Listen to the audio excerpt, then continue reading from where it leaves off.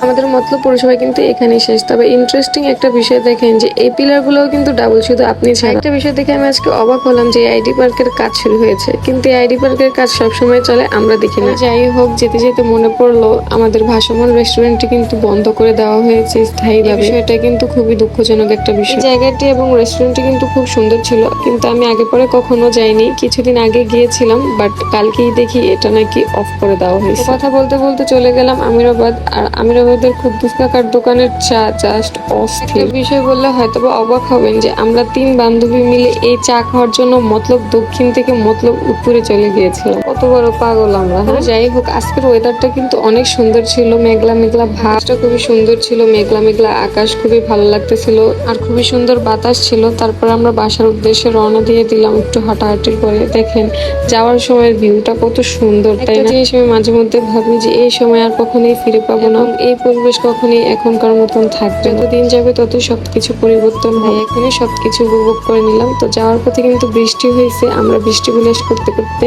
মজা করতে করতে চলে গেলাম বাসায়।